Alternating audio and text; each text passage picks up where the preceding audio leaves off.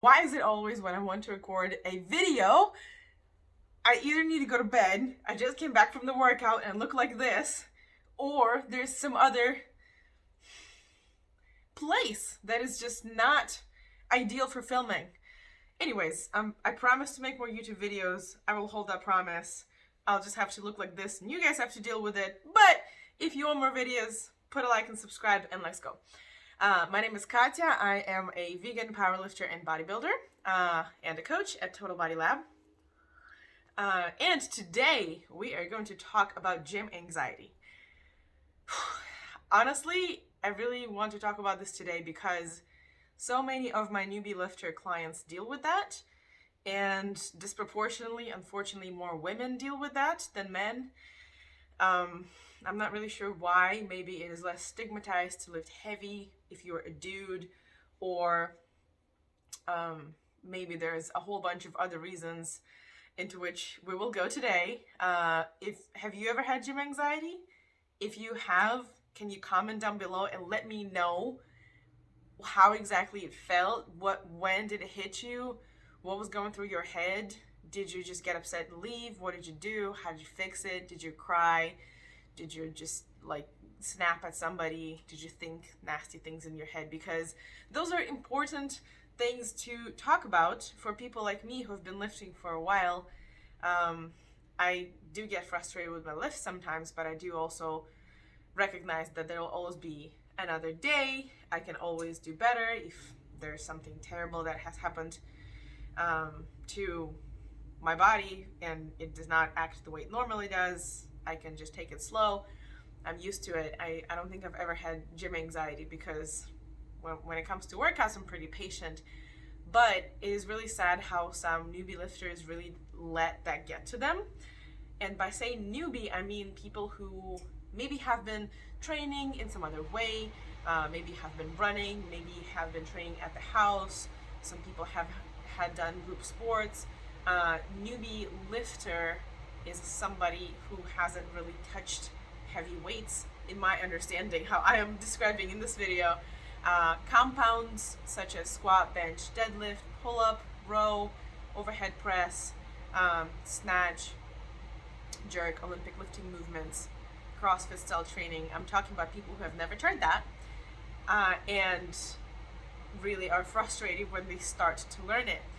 So hopefully by the end of the video you'll have some idea of how to mitigate that and what to do based on the experience of me and my clients.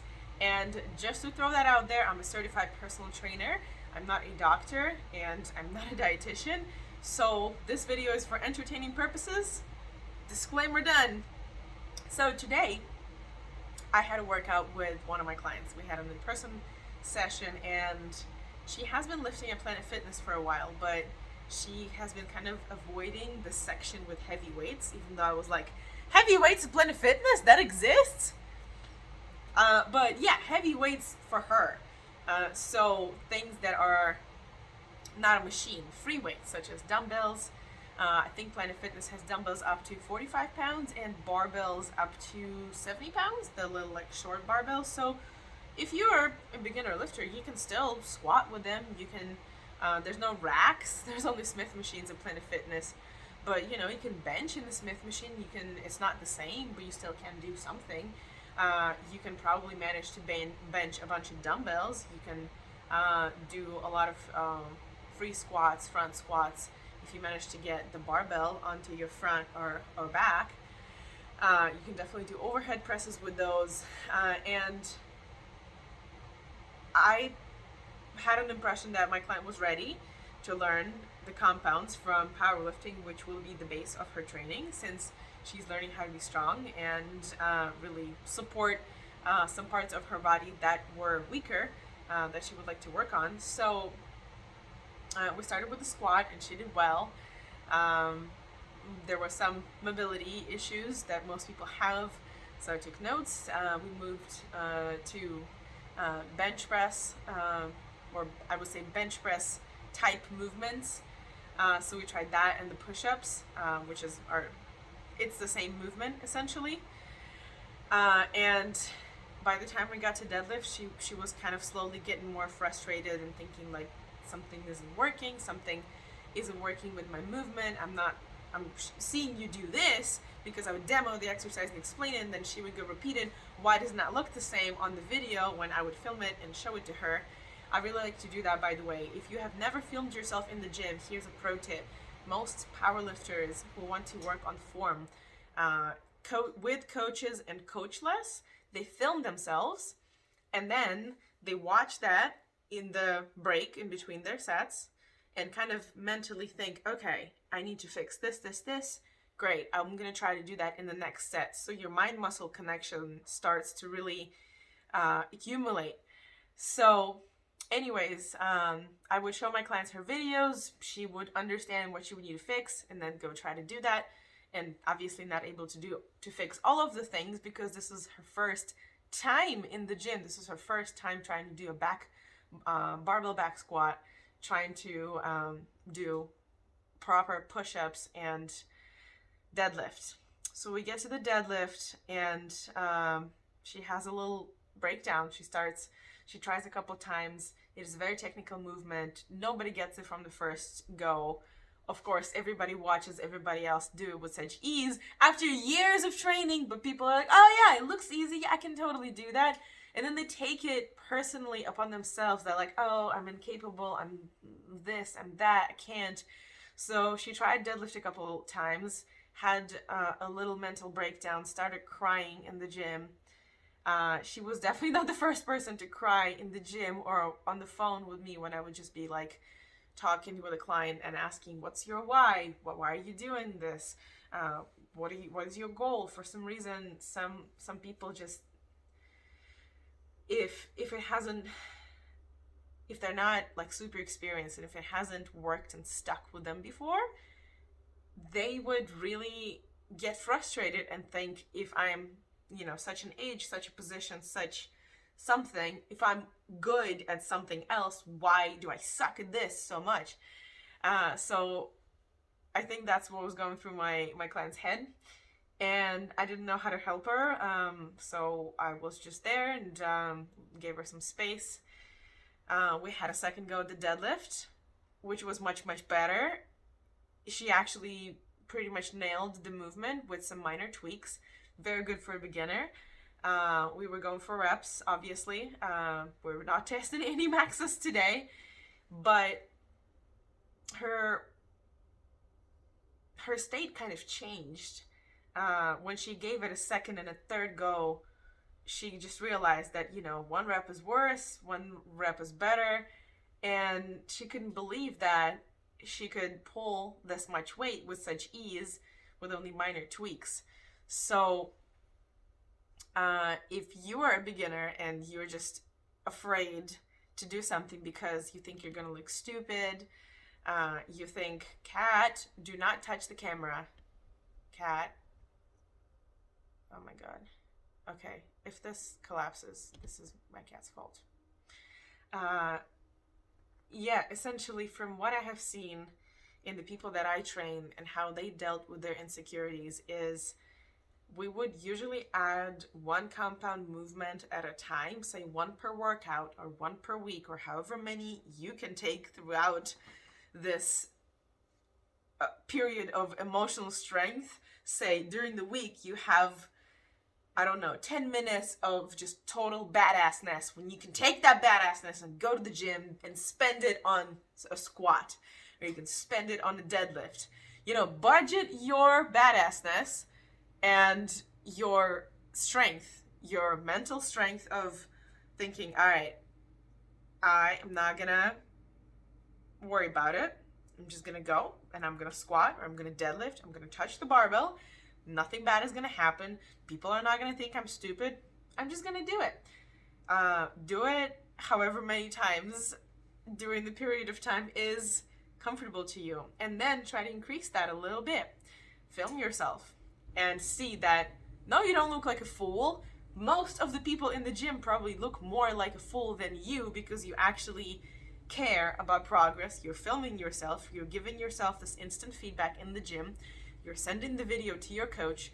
Your coach then, I usually take screenshots of portions of my clients' videos and mark them up and then send them back to them. So with arrows, I would mark, oh, this is where your spine is, this is where your hips are. You want to move them this way. And say mark them in red how they are, and in yellow how they want to be or need to be.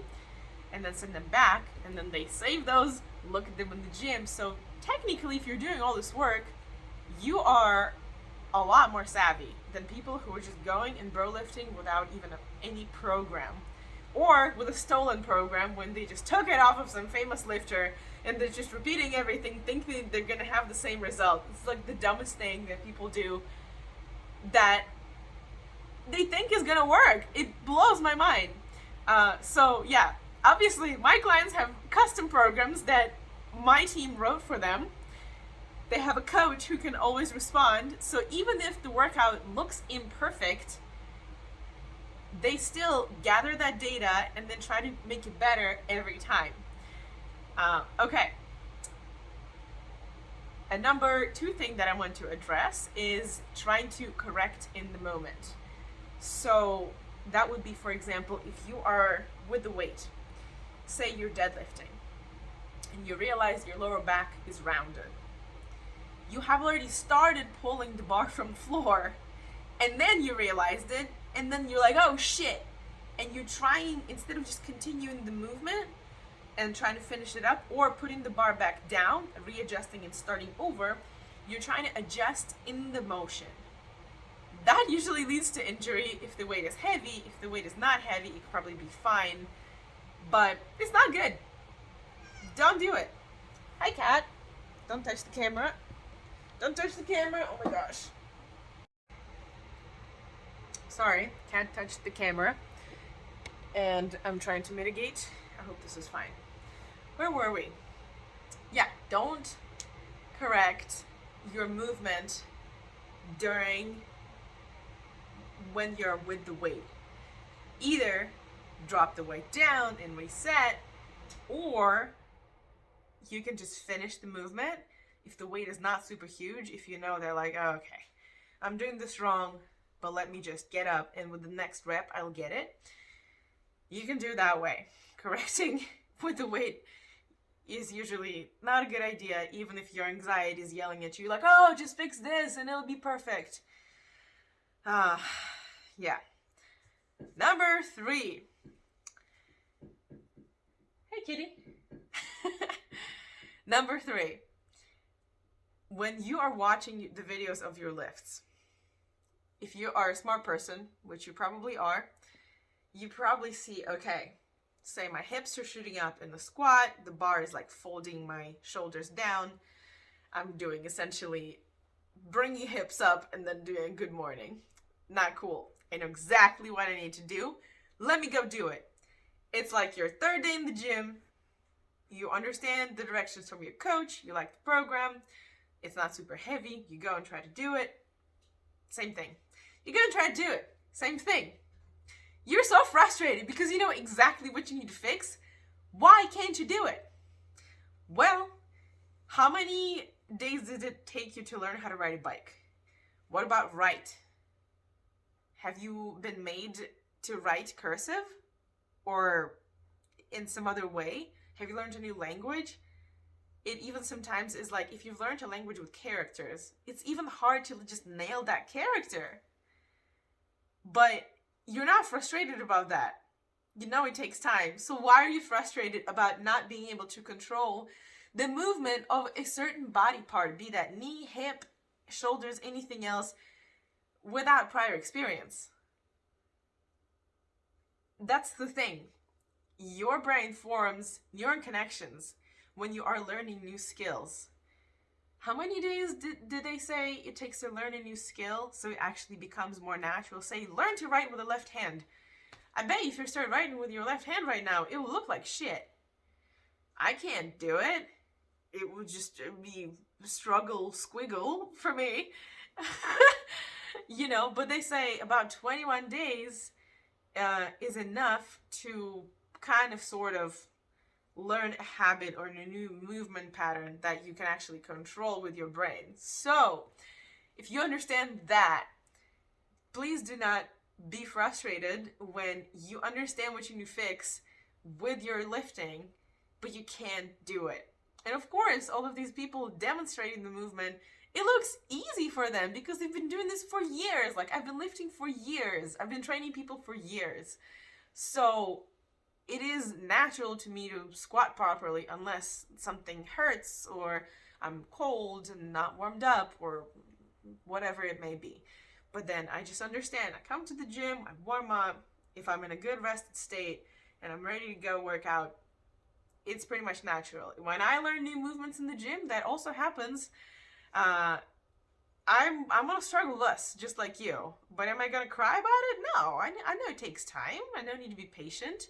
And I know that to learn some skills, you need to learn some other skills. For example, if I'm learning a handstand, I'm not just gonna be able to kick up and start walking on my hands. There's no way. Yeah, I'm strong. Yeah, I understand how to balance. Yeah, I can watch a million videos of other people doing handstands. Yet, if I try it myself, it's not going to work. So, what am I going to do? I am going to ask one of our coaches to write me a handstand program. And I actually was testing that out this summer, and it was great. It was really frustrating, but it was really fun, and it was a great experience because I haven't delved too much into calisthenics. I know certain elements, but I also understand that there is a process with deload, with periodization, with progressive overload in almost any sport, and with adjusting exercises, with PT exercises, with exercises that are complementary to the others, that all come together so you effectively learn over time. You don't get overtrained, you don't get burnt out, and your volume is appropriate. So, for example, for the handstand, what I was doing is I would have handstand practice every day. So I would just bounce my legs to the wall and get comfortable being upside down.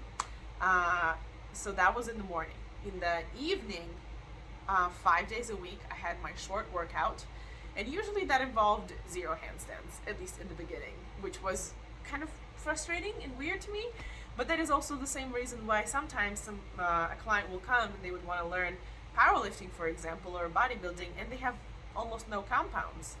If they're not ready, if they're, say, not flexible enough and not strong enough in the other areas, I'm probably going to give them a lot of accessories first and make sure they are prepped for it. So my coach was prepping me, my handstand coach was prepping me to be able to stand and not actually injure my wrists, to put my shoulders in the appropriate position, because in powerlifting you kind of open your chest and you are in the bench, like you're bridging, what we call it. So you pull your chest up. In handstands, you actually are trying to be neutral with the pelvis and almost like in a hollow body hold position, if that makes sense. And your shoulders are pulled in the other direction. Your chest is as well. So that was a skill I'm absolutely not used to doing at any point. I have lordosis, and that was a challenge.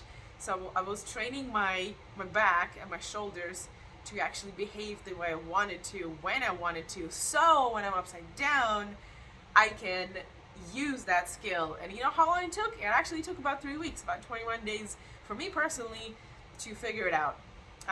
Until then, it all looked terrible, and just my body wasn't doing what I wanted it to do. Couldn't control it with my brain.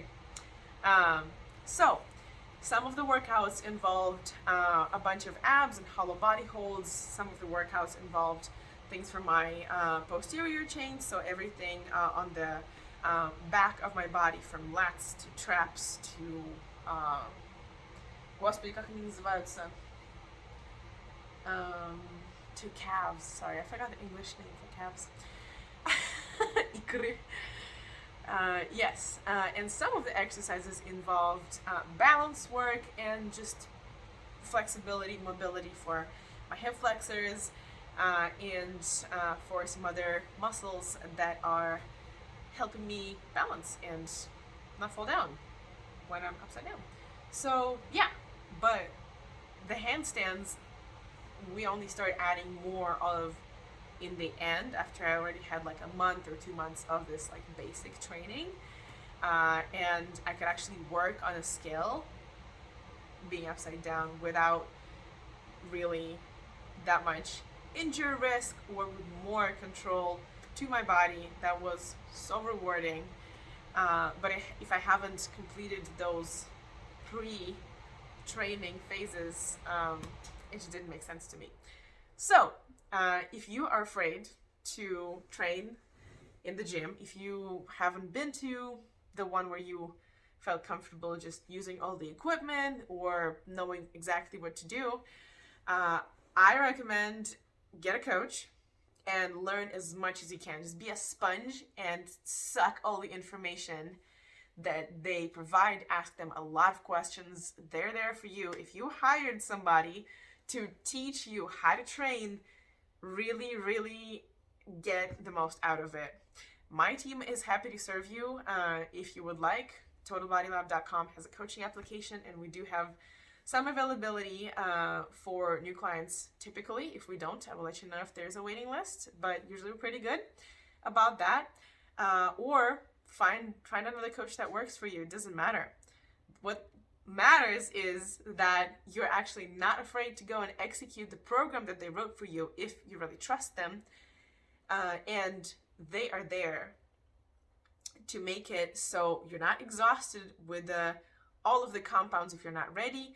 They're there to provide strength and mobility and flexibility to the body parts that need it, and make sure that the loading and the volume is appropriate. And don't forget to rest and recover. I will record another video about this soon. And yeah, I think we're pretty much exhausted the topic. What do you think about anxiety in the gym? Do you have it? Have you ever dealt with a friend who's had it? What did you do? Let me know in the comments, and I will see you in the next video.